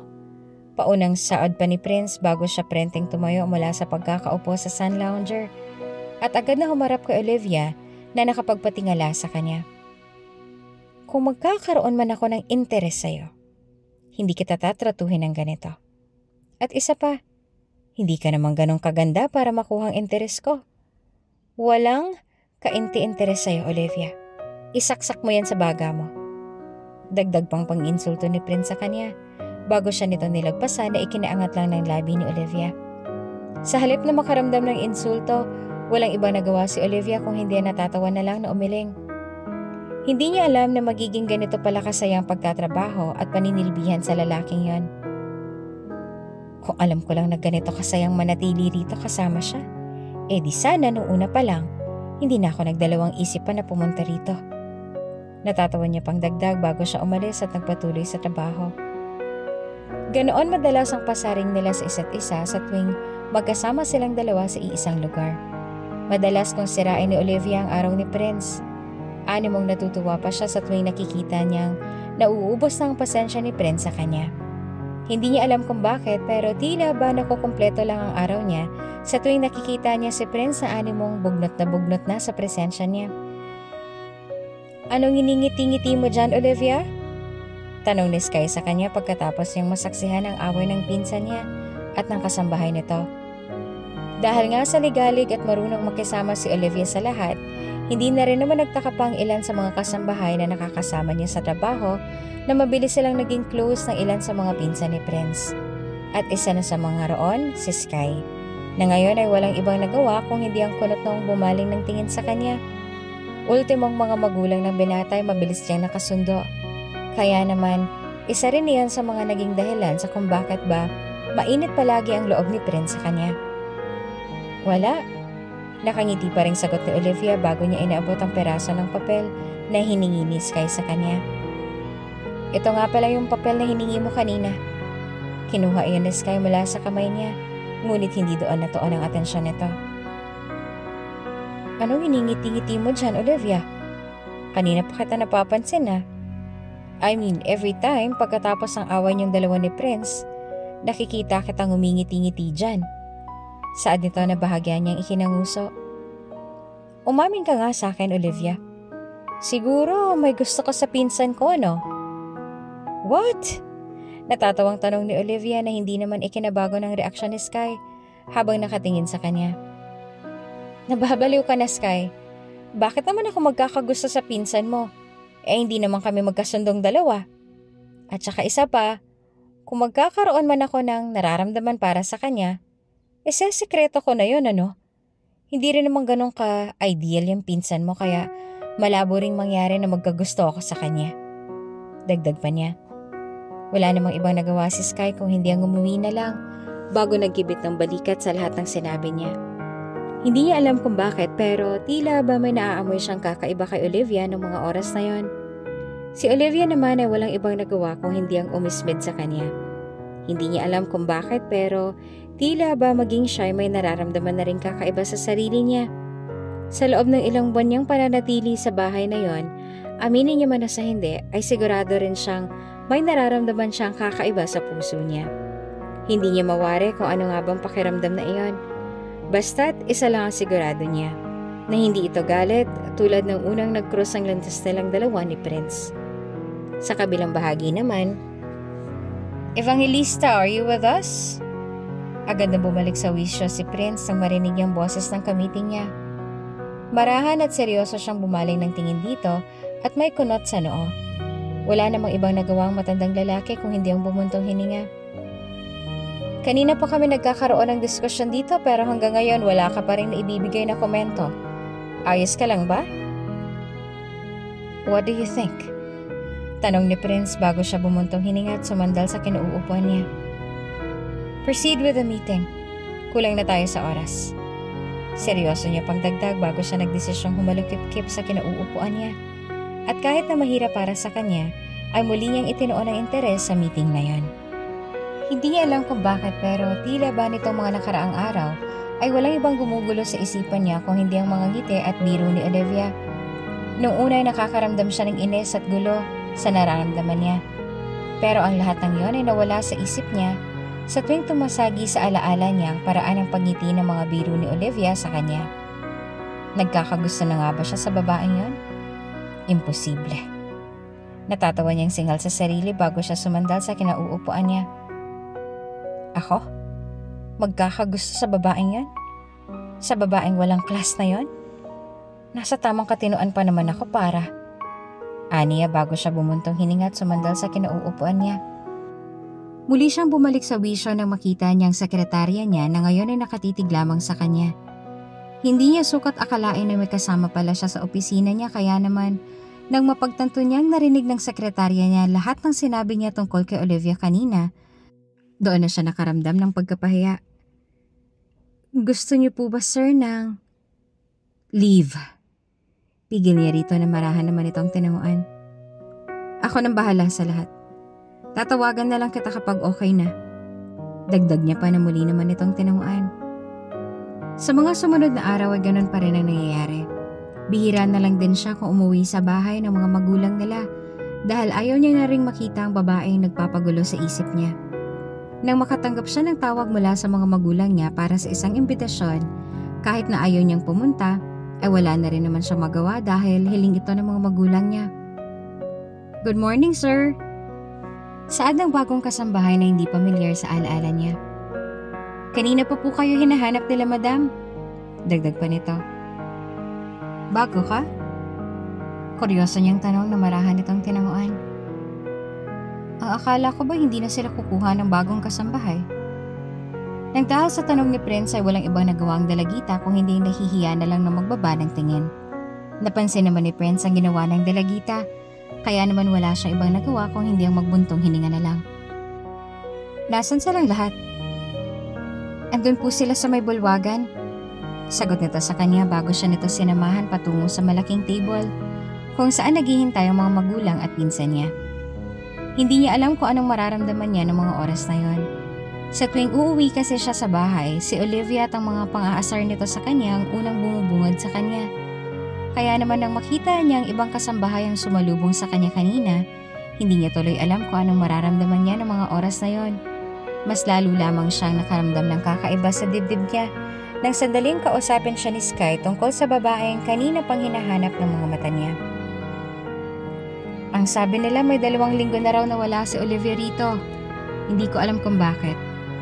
Hindi rin alam ni Pasita ang dahilan kaya siya umalis dito. Saad ni Sky bago siya nagkibit ng balikat na ikinakunot ng noo ni Prince. Ang balita ko nga hindi na siya babalik dito. Hindi ba magandang balita yon? Tanong niya sa pinsan niya na bago siya sumandal sa kinauupuan niya ay kinatikom ng bibig ni Sky. Mabuti nang mawala siya rito. Wala siyang ibang ginawa kung hinding inisin ako. Mas okay na to. Matatahimik ng buhay ko ngayon. Dagdag pa niya na animong kinukumbinsin na lang ang sarili.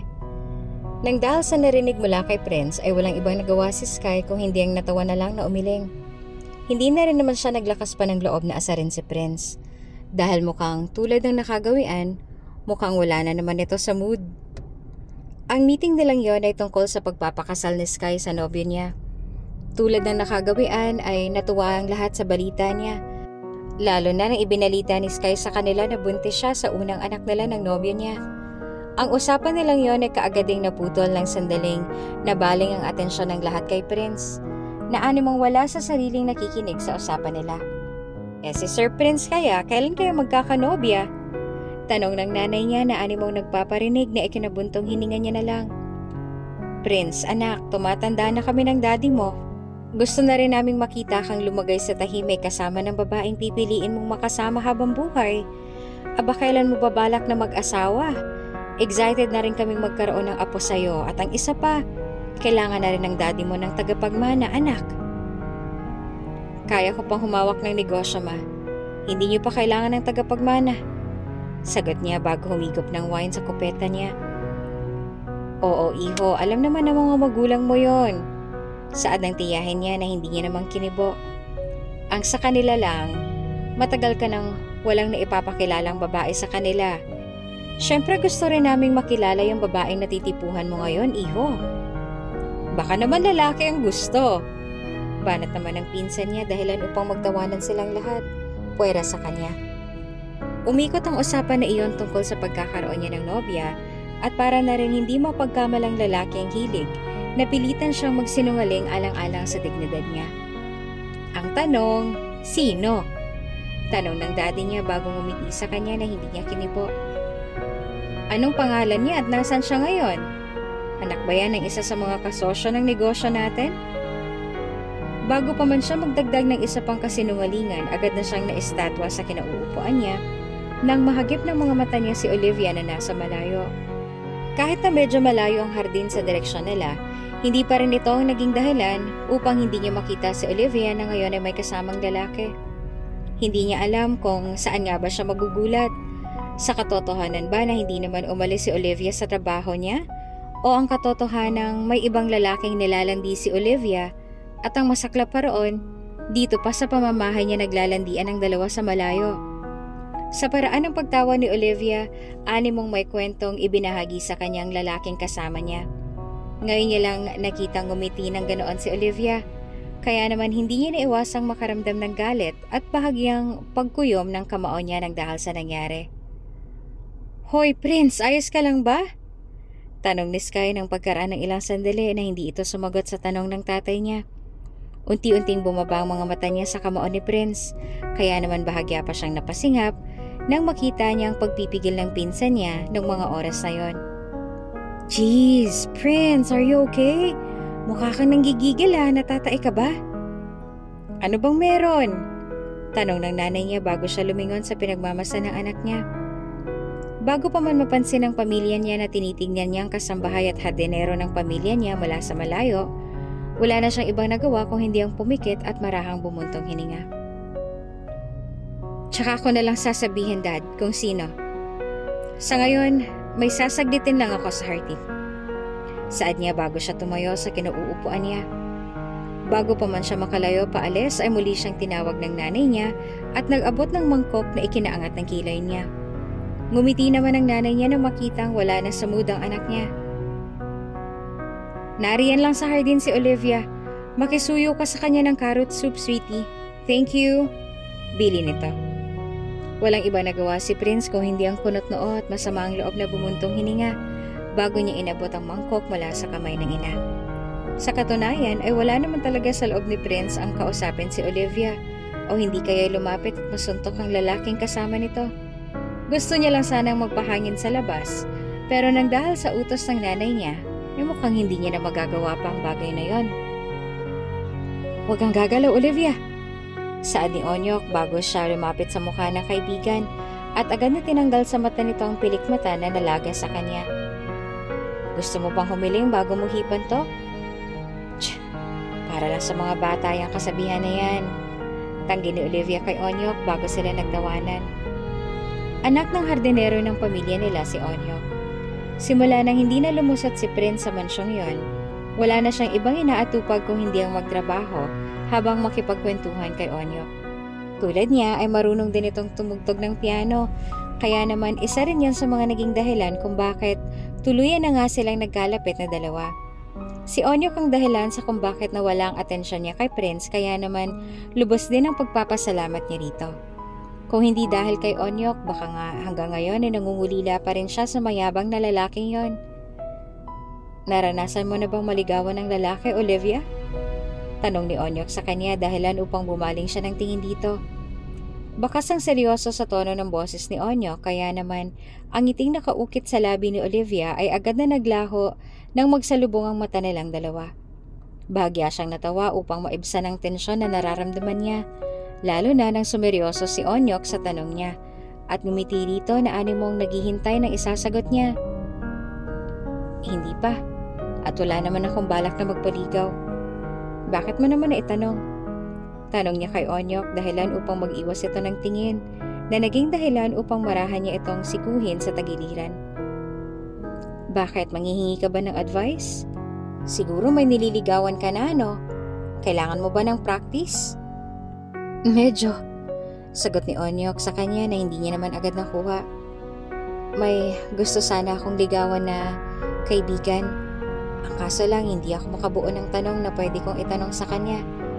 Idagdag pa na natutorpe ako kapag kaharap siya kaya kailangan ka talaga ng tulong. Sige, tango naman ni Olivia sa kanya bago siya umayo sa pagkakaupo sa tabi ng kaibigan niya. Ano bang pwede kong maitulong? Nahihiya kasi ako eh.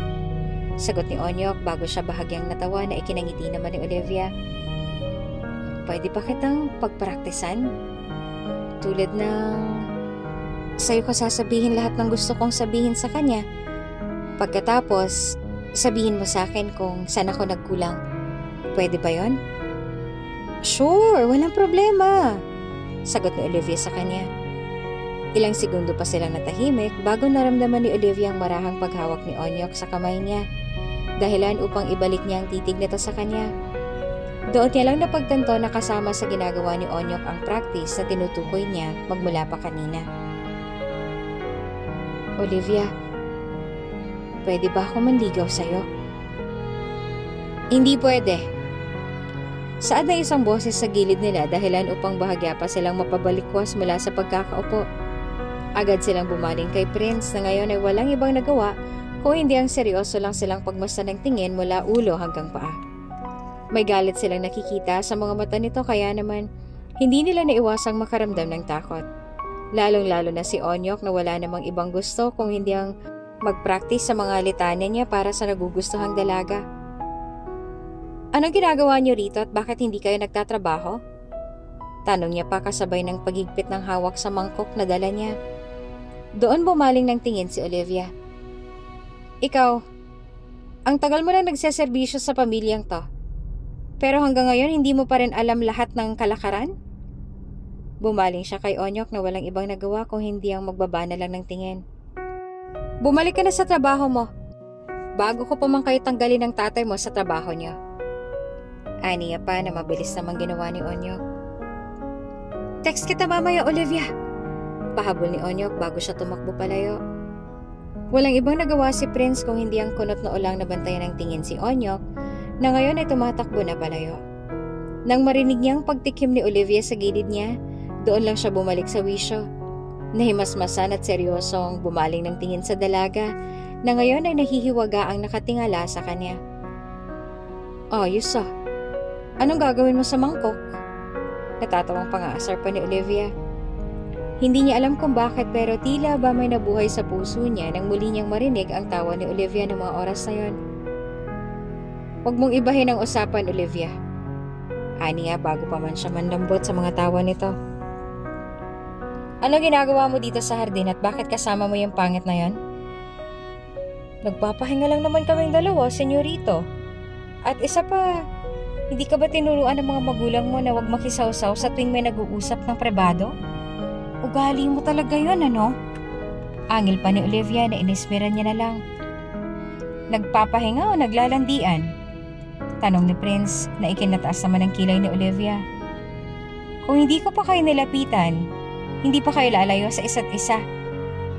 Olivia, binabayaran kayo rito para magtrabaho, hindi para magpaligaw sa mga lalaking katulad niya.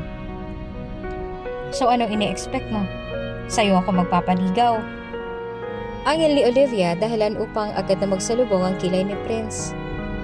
At saka hindi ka ba nakikinig? Ang sabi ko nagpapahinga lang kaming dalawa. Hindi ba uso sa'yong pahinga? Sa halip na sumagot ay walang iba nagawa si Prince kung hindi ang umismid sa kanya. Bago pa niya makalimutan ang dahilan kung bakit siya naroroon. Mabilis niyang ibinigay kay Olivia ang mangkok na dala niya na ikinataas naman ito ng kilay. Anong gagawin ko? Inutusan ako ng nanay ko, ng amo mo, na puntahan ka para manghingi ng carrot soup. Ang tagal kitang hinanap, nandito ka lang pala. Dagdag pa ni Prince bago siya umismid at tuluyan na nga siyang tinalikuran. Hindi niya alam kung bakit gano'n na nga bang nararamdaman niya nung mga oras na yon. May parte sa sistema niya na nagsiselos nang makita niya si Olivia na may kasamang ibang lalaki. May parte rin naman ng sistema niyang nagagalit sa sarili niya dahil bakit niya nga ba hinayaan ang sarili niyang mawala sa bahay na iyon? Paano kung mawala ng gana si Olivia na mang-asar sa kanya dahil silang dalawa na ni Onyok? Fuck, ano ba tong nararamdaman ko sa babaeng yan? Angil niya bago siya gumulong sa kama niya at agad na binaon ang mukha niya sa unang gamit niya. Sa tingin niya ay dapat niyang pigilan kung ano man ang nararamdaman niya ng mga oras na yon. Baka naman infatuation lang lahat ng to. Mas makabubuti nga para sa kanya na layuan si Olivia at hayaan siya sa kamay ng Onyok na yon. Dumilim ang mga mata niya at agad na umigting ang panga niya sa galit nang makita niya si Olivia na abala sa pagdidilig ng halaman ng umagang yon. Hindi niya alam pero may nagtutulak sa kanya na puntahan si Olivia sa direksyon na iyon. Bago pa man niya mapigilan ng sarili, dali-dali na siyang nagtungo sa direksyon nito. Bubuka na sana ang bibig niya nang batiin ang dalaga, ngunit agad niya ring nakagatang dila nang bigla na lamang sumulpot si Onyok sa kung saan at agad na yumakap at humalik sa pisngi ni Olivia na ikinaigting palalo ng panga niya sa galit. Nagpupuya mo siya sa galit nun, nang dali-dali siyang tumalikod at naglakad papalayo. Pupunta ka kay Olivia kanina. Sad ni Sky na ngayon niya lang din nakita. Nguya-nguya pa itong bumaling ng tingin sa kanya at ngumiti. Bakit hindi ka tumuloy? Nailang ka ba? May ginagawa siyang trabaho, Sky. Ano pang gusto mong gawin ko? Tanong niya bago siya dumuro sa direksyon ng dalawang nagkakatuwaan sa malayo. Hablutin sa leeg si Onyok para mailayo sa kanya. Nang dahil sa sinabi niya ay bahagyang natawa si Sky na mas lalo niyang ikinagalit.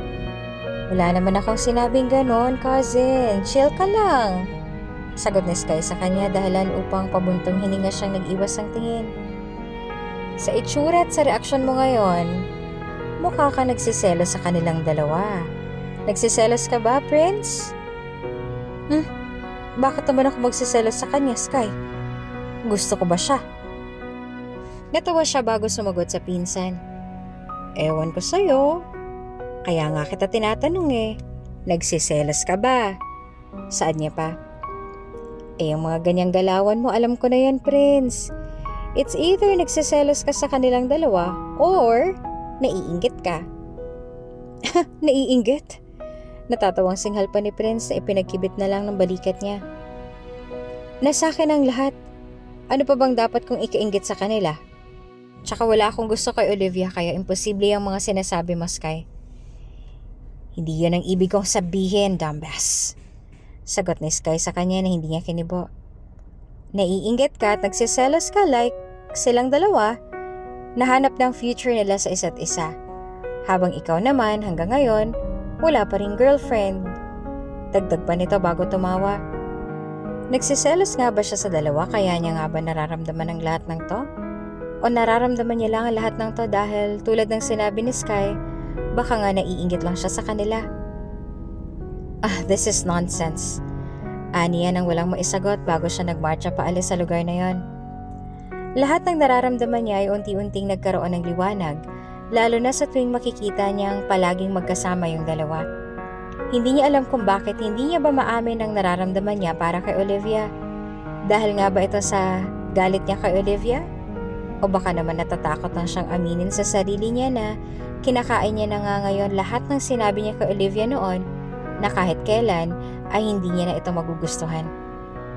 Mas lalo lamang lumala ang selos na nararamdaman niya nang dumating ang araw ng kasal ni Sky at si Olivia ang nakasambot ng bulaklak na ibinato niya kasama ng iba pang bridesmaid. Hindi ba kayo ng dalawa ni Onyok? Tanong ng isa sa mga pinsan ni Prince na ikinaangat naman ng kilay ni Prince mula sa malayo. Ibig sabihin yan, ikaw ha, Olivia ha? Kayong dalawa na pala ni Onyok? Saad naman ni Sky bago niya inakbayan si Olivia na hindi niya rin nagawang sagutin dahil pakiramdam niya ay nakabaling ng tingin sa direksyon nila si Prince. Nagdahil nga sa selos, ginawa ni Prince ang lahat na makakaya niya para lang paglayuin si Olivia at si Onyok sa lahat ng oras. Sa tuwing makikita niyang magkasama sa iisang lugar ang dalawa, siya mismo ang kusang gumagawa ng paraan para lang mapaghiwalay ang dalawa at natitiyak niyang napapansin na rin ng magkaibigan ang ginagawa niya ng mga oras na yon. Hindi ba't nabanggit mo sa akin dati na may gusto ko kay Prince? Tanong ni Onyok sa kanya nang magkaroon siya ng pagkakataong makalapit kay Olivia. Hindi kaya niya ginagawa ang lahat ng to dahil nagsiselo siya sa ating dalawa? Imposibleng mangyari yun, Onyok. At isa pa, hindi naman ganun kabigat ang nararamdaman ko sa kanya.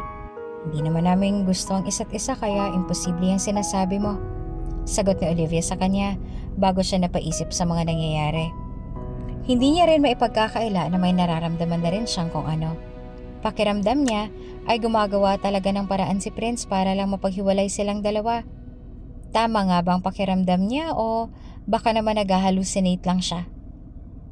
Imposibleng magkagusto sa akin si Prince. Dagdag niya pa bago siya wala sa sariling ngumiti na binalingan lang si Onyok. Imposible, Onyok. Imposible. Dagdag pa niya. Sa mga sumunod na araw ay ganun pa rin ang ginawa ni Prince kaya naman nang sandaling mapikon siya sa ginagawa nito sa kanilang dalawa ni Onyok, dito na nagkaroon ng lakas ng loob si Olivia na tanungin at questionin si Prince sa kung bakit niya nga ba ginagawa ang lahat ng ito sa kanya ngayon. Ginagawa kong lahat ng yon dahil nasa trabaho kayong dalawa, Olivia. Sagot ni Prince sa kanya na wala sa sarili niyang ikinangiti. Walang ibig sabihin ang lahat ng yon. Kahit na kailan, hindi kita magugustuhan. Huwag ka nang mangarap pa. Dagdag pa niya bago siya nito tinalikuran.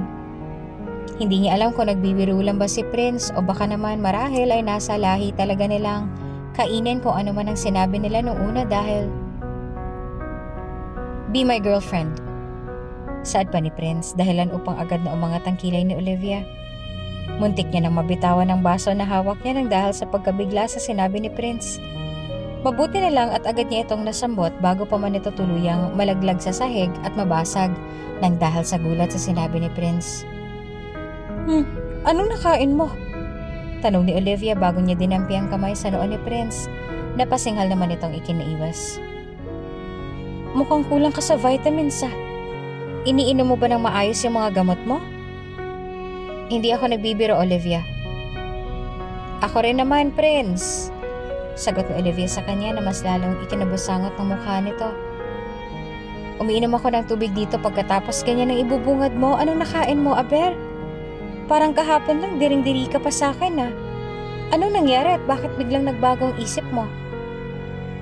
Diring-diri pa rin ako sa'yo hanggang ngayon, kaya huwag ka mag-alala. Ani ni Prince na inismeran niya. At saka don't expect na girlfriend na lang talaga kita. Ginagawa ko lang to dahil hanggang ngayon hindi pa rin ako tinatantanan ng mga magulang ko. So, bakit ka lalapit sa akin? Bakit hindi ka maghanap ng ibang babae na pwedeng tumulong sa'yo? Tanong na ani mong nagbibigay ng suhestyon na saad ni Olivia. Marami ka namang pera, hindi ba? Bakit hindi ka magbayad ng models para magpanggap na girlfriend mo? Diyos ko, wala sa kontratang pinirmahan ko yan, senyorito. At isa pa, marami pa akong pangarap sa buhay. Magpapanggap ka lang na girlfriend ko, Olivia. Kung makatanggi ka dyan, para bang gustong gusto ko talaga tong ginagawa ko. Tulad mo, wala rin akong choice kung hindi ang lumapit sa'yo. Saad ni Prince sa kanya na inismeran niya. Magpapanggap ka lang na girlfriend ko hanggang sa tuluyan na nila akong lubayan. Sorry, pero ayoko. Maghanap ka ng ibang babae na pwede mong hikayatin sa scam na yan. At isa pa, may karapatan din naman akong tumanggi, no? Ano, gagamitin mo pa ako para lang makatakas ka dyan sa kabaklaan mo? Hindi ako bakla, Olivia. Then, maghanap ka ng girlfriend mo at huwag mong ubusin ang oras ko. Singhal ni Olivia sa kanya na ikinamula ng mukha niya sa labis na galit at pagkaasar sa dalagang kausap niya. Ang ganda-ganda ng pakikitungo sa akin ng parents mo pagkatapos hihikayatin mo lang ako na magpanggap sa harap nila? Ano ka, sinuswerte? Pero kapag si Onyok isang salita lang, okay ka kaagad. Magkaiba kayong dalawa, Prince. Kaibigan ko si Onyok. Habang ikaw, anak ka ng amo ko. Anak ka lang ng amo ko. Aniya na ani mong inulit pang sinabi ni Olivia na may bahid ng sarkastiko. Ugali mo ba talagang magpakipot? Oo, lalo na kapag alam kong wala akong mapapala sa'yo. Saad pa ni Olivia bago niya tinalikuran si Prince. Bago pa man makapaglakad palayo si Olivia, ay marahan ng hinablot ni Prince ang braso niya at muli siyang hinarap na ikinasimangot naman ng dalaga. Ayaw niya pa sanang makipag-usap pa kay Prince dahil tila ba nalulusaw siya sa mga tingin nito. Pero nang dahil sa ginawa nito ngayon, hindi niya tuloy alam kung saan siya kakapit, lalo na nang magtagpo ang mga mata nilang dalawa. Ano bang? Babayaran kita kahit na magkano. Please, Olivia. Pakiusap pa ni Prince sa mahinahong boses na ikinabuntong hininga niya na lang. Kailangan ko talaga ng tulong mo. Dagdag pa niya. Dahil nga sa natitiyak ni Olivia na hindi siya pakakawalan ni Prince hanggat hindi siya pumapayag sa gusto nito, wala na rin siyang ibang nagawa kung hindi ang unti-unting tumango rito. Kailangan niya ng pera para sa nanay niya, kaya naman pumayag siya sa kagustuhan ni Prince. Wala rin naman siyang ibang pagpipilian kaya naman hindi na siya tumanggi pa at isa pa ay wala naman sigurong masama kung magpapanggap siya, hindi ba? Anong gagawin ko sa mga to? Tanong ni Olivia nang sandaling masambot niya ang dress na hinagis ni Prince sa mukha niya. Kailangan kitang dalhin sa opisina para kilalanin lahat ng empleyado ko. Mas maganda nang gastosan kita kaysa sa magsuot ka ng baduy o duster sa opisina ko. Dagdag pa niya bago ito humalukip-kip sa harapan niya. After 5 minutes kukuhanin na kita. Pupunta tayo sa opisina ngayon to attend some... Sira ba yung tuktok mo? Singhal ni Olivia sa kanya na ikinakurot ng noo niya. Hindi ako pupunta sa opisina mo, lalo na kung kasama kita. Ang usapan natin, magpapanggap tayo dito sa bahay, hindi sa ibang lugar. Wala sa usapan natin na haharap ako sa ibang tao kasama ka. Ano ka, siniswerte? Aba, ang choosy mo naman. Singhal pabalik ni Prince na inismeran niya na lang. Tingin mo ba gusto ko makasama ka sa iisang lugar? Bakit? Tingin mo ba akong lalapitan mo kung ayaw mo ako makasama? Kaya ka nga nandito hindi ba? Singal sa kanya ni Olivia. Wala namang ibang nagawa si Prince kung hindi ang kunot noong mag-angat ng mga kamay na animong sumusuko na siya sa pagtatalong iyon. Iyon ang pagkakataon na ginamit ni Olivia para lang mapakalma niya ang sarili niya sa galit at pagkabigla na rin ng dahil sa sinabi niya. Enough with this bullshit!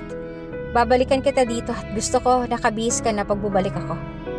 Saad pa ni Prince bago niya iniwasan sa kwarto si Olivia na mas lalo lang nitong ikinasimangot. Tulad ng nakagawian ay halos malaglag ang mga panga ng lahat. Lalong-lalo na ang mga babaeng baliw na baliw kay Prince. Nang i-anunsyo na nga ni Prince sa lahat na si Olivia na nga ang hidden girlfriend ito. Maraming gustong lumapit kay Olivia upang magtanong nang iniwan siya ni Prince kaya naman hindi na rin naman siya nagtaka pa nang sandaling dumugin siya ng mga babaeng inggit na inggit sa kanya nung mga sandaling yon. Saan kayo nagkakalala ni Sir, Ma'am? Tanong ng isa sa kanya dahilan upang bumaling siya ng tingin sa nagtanong. Ang sabi nila sa statement before, mayaman daw ang pamilya ng girlfriend niya. Totoo nga ba na galing kayo sa Buena Familia? Ang sabi pa nila, kabi-kabilang negosyo raw ang pagmamay-ani ng parents mo. At isa pa, modelo ka rin daw? Oo, mukha namang modelo itong si Ma'am. Sabat ng isa pa bago gumisi sa kanya. Ang kaso, hindi lang pamilyar sa akin ang mukha mo. Sa magazine ka nga ba madalas na napifeature? Ako? Natatawang tanong naman ni Olivia sa kanila, kasabay ng pagduro sa sarili. Hindi ako modelo at mas lalong hindi ako galing sa mayamang pamilya. At isa pa, mukha ba talaga akong modelo? Modelo siguro sa tindahan ng ice candy, oo. Pero kung modelo sa mga bonggang magazines, never. Kung ganon, ano palang business ng pamilya niyo, Ma'am? Ako? Ngumisi si Olivia sa kanila bago niya nilapitan ang babaeng nagtanong sa kanya. Kasambahay lang nila ako. Dagdag pa niya. Olivia!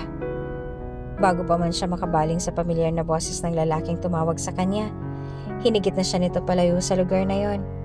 Kaya naman walang ibang nagawa si Olivia kung hindi ang matawa na lang, lalo na nang makita niya ang galit na titig ni Prince sa kanya. Mas lalo lamang siyang natuwa nang bitawan siya nito at sapilitang hinarap sa kanya. What the hell are you? Alam mo ba yung sarili mo, Olivia? Nahihibang ka na ba talaga? Angil ni Prince dahilan upang marahan pa siyang matawa. Wala tuloy pang nagawa si Prince kung hindi ang alugin siya sa balikat. Bakit mo hina-highlight ang trabaho mo sa kanila? Alam mo ba kung anong pwedeng mangyari sa'yo nang dahil sa ginawa mo? Wala namang masamang magsinungaling, Prince. At isa pa, hindi ko naman tinatago kung ano talagang trabaho ko. Pero isipin mo naman ang mga magulang ko. Tingin mo ba hindi sila magugulat kapag nalaman nilang pumatol ka sa kasambahay ng pamilya niyo? Tanong ni Olivia sa kanya na ikinasama ng mukha niya. Mas mabuti ng ganito. Alam mo, Prince, mas mabuti pa. Mas makakabuti sa ating dalawa kung umamin ka na lang na bakla ka. Sinabing hindi nga ako bakla Sigaw pabalik ni Prince sa kanya na inismeran niya. Ilang beses ko bang kailangang ulit-ulitin sa'yo yon? Ang punto ko rito, isipin mo kung ano mararamdaman ng mga magulang ko kapag nalaman nila to. I don't get you. Natatawang putol pa ni Olivia sa kanya. Ang akala ko ba ginagawa natin lahat ng to dahil gusto mong iparating sa mga magulang mo na ako ang girlfriend mo? Bakit kailangan pa nating magtago sa kanila? Hindi ba't ito naman talagang point ang malaman nila na tayo? Nang dahil sa sinabi ni Olivia, hindi na nagawang makaimik ni Prince. Si Olivia na rin mismo ang kusang nagtanggal ng mga kamay niya sa balikat nito, kaya naman ay mas lalong lumubog si Prince sa kinatatayuan niya. Sana hindi na lang ako pumayag sa ganitong setup. Saad ni Olivia sa kanya bago umismid. Ang hirap mong paliwanagan. Dagdag pa niya bago nilagpasan si Prince na hanggang ngayon ay nagkikitla pa rin. Bago pa man siya tuluyang makalayo kay Prince, ay may sakit na siyang naramdaman sa tagiliran niya. Ilang beses niya nang naramdaman ang kirot na yon sa mga buwang lumipas, ngunit masasabi niyang ito na yata ang pinakamasakit na kirot na nararamdaman niya. Nanlaki naman ang mga mata niyang hinawakan ng tagiliran niya bago siya huminga ng malalim at nang sa ganon ay mabawasan ang pagkirot nito, Nang dahil sa narinig mula kay Olivia, wala nang ibang nagawa si Prince kung hindi ang bumaling sa dalaga na hanggang ngayon ay nananatili pa rin nakatalikod sa kanya. Siguro ay ito na rin ang tamang pagkakataon para sabihin niya rito kung ano nga bang totoo.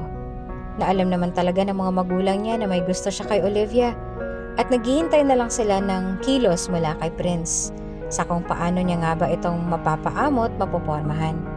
Na ginagawa niya lang ang pagpapanggap na ito para lang mabaling sa kanyang atensyon ng dalaga sa halip na kay Onyok. Na ginagawa niya lang lahat ng pagpapanggap na ito dahil natatakot siyang aminin kung ano nga bang totoo, na mahal niya si Olivia, kahit na magkaiba ang mundong ginagalawan nilang dalawa. Na mahal niya ang dalaga, kahit na nag-umpisa ang relasyon nila sa pagtatalo at pagbabangayan. Na mahal niya si Olivia sa kung sino nga ba ito. Isang hingang malalim ang ginawa niya bago siya bumaling kay Olivia, na hanggang ngayon ay nakatalikod pa rin sa gawin niya. Ginagawa ko to para makuha ka, Olivia. Binayaran kita para mapalapit sa akin. Ginagawa ko ang lahat ng to dahil gusto ko. Gusto ko na ako lang lalaking lalapitan mo. Saad niya. Narinig iyon ni Olivia kaya naman may luhang dumaloy sa gilid ng mga mata niya nang marinig ang litanyang yon mula sa lalaking minsan niya na ring kinamuhian noon. Lahat ng to puro pagpapanggap lang, Olivia. Dagdag pa ni Prince bago siya lumapit kay Olivia at madamdamin nitong niyakap mula sa likod. Alam mo ba kung anong totoo? Mahal na mahal kita. Hindi ko alam kung kailan at hindi ko alam kung saan. Nagising na lang ako na mahal na kita. Yun lang. Dagdag pa niya. Mahal din kita. Mahinang sagot ni Olivia sa kanya bago dumilim ang paningin niya. Halos mataranta naman si Prince nung maramdaman niyang nawala ng malay si Olivia, kaya naman dali-dali siyang nagpatawag ng ambulansya mula sa mga empleyado na nakasaksi sa lahat ng nangyari. Gusto niya ring sisihin ang sarili niya, lalo na nang lumabas sa test mula sa doktor na tumingin kay Olivia na merong fracture ang isa sa mga ribs ni Olivia. Alam niyang siyang dahilan kung bakit pinagdaraanan ni Olivia ang lahat ng ito, kaya naman ang sandaling magkaroon ng malay si Olivia, hindi na siya nagdalawang isipan na hawakan ng mga kamay nito at humingi rin ng tawad. Kasalanan ko ang lahat ng to. Para kang bakla sa ginagawa mo, Prince. Sagot ni Olivia sa kanya bago siyang ngumiti sa binata na naluluha naman itong inismeran. Operasyon lang to, Prince. Gagaling din agad ako. Kung makaiyak ka naman dyan, parang mamamatay na ako. Sa halip na sumagot ay walang ibang nagawa si Prince kung hindi ang umayos mula sa pagkakaupo at agad na inayos ang tikwas ng buhok ni Olivia na ikinangiti naman ito. Magpagaling ka, Olivia. Tsaka na tayo magtuos kapag successful ng operation mo. Aniya. Umangat ang labi ni Olivia nang dahil sa sinabi niya. Paano kung hindi successful? Anong gagawin mo? Tanong niya pa. Ngumiti si Prince sa kanya bago ito umismid. Kapag hindi ka bumalik, si Onyok ang babalikan ko. Biro pa niya. Walang iba nagawa si Olivia kung hindi ang umismid sa kanya nang dahil sa sinabi niya. Kaya naman bahagya pang natawa si Prince. Kahit na papaano ay naibsa naman ang pag-aalala niya mula sa dalaga. Pagkatapos ng nangyari, naging matagumpay naman ang operasyon ni Olivia. Pagkatapos nito ay dito na nagdesisyon si Prince na ligawan si Olivia at gumawa na nga ng paraan upang maging maganda ang pagtanggap ng mga magulang niya sa dati lang nilang kasambahay noon. Kahit na hindi naman naging maganda ang umpisa ng kwento nilang dalawa, hindi pa rin naman iyon naging hadlang upang muling mag-cross ang landas nilang dalawa ngayon. Naging pangit man ang umpisa ng kwento nilang dalawa, naging maganda naman ang resulta ng nangyari sa kanila. Aminin mo, Olivia, tama ako. Sigaw ni Stacy mula sa dagat ng mga bisita sa kasal nila na tinawanan naman nilang dalawa. I told you, Olivia, I told you, tama ako. Siyang nakatadhana para sa'yo. Sa halip na bumaling kay Stacy ay walang iba nagawa si Prince kung hindi ang nangingiti na lamang na hinigpitan ng pagkakahawak sa mga kamay ni Olivia ng mga oras na yon. Naroroon sila ngayon sa harap ng altar at nasa kalagitnaan sila ng kasal ng mga oras na yon. Nung umalingaw-ngaw ang boses ni Stacy sa mga bisitang dumalo sa kasal nila. Sisigaw at tatawa pa sana si Stacy ngunit agad siyang napigilan ni Lynette. Kaya naman muling nagpatuloy ang kasal na lang dalawa. Pareho kayong may saltik ng kaibigan mo. Bulong pa ni Prince sa kanya. Nabahagya niyang ikinatawa. Ang pinagkaiba lang, mas maganda ka. At mas mahal kita. Ikakasal na tayo't lahat, bolero ka pa rin. Sagot na bulong naman ni Olivia bago nila narinig ang pagtatapos ng pare sa seremonyang iyon. Mahal na mahal kita, Prince. Mahal na mahal din kita, Olivia. Sagot ni Prince bago niya inangat ang belo ni Olivia at hinalikan ito sa labi na ikinasigaw ng lahat sa tuwa. Naging pangit man ang umpisa ng kwento nilang dalawa, naging maganda naman ang resulta ng nangyari sa kanila.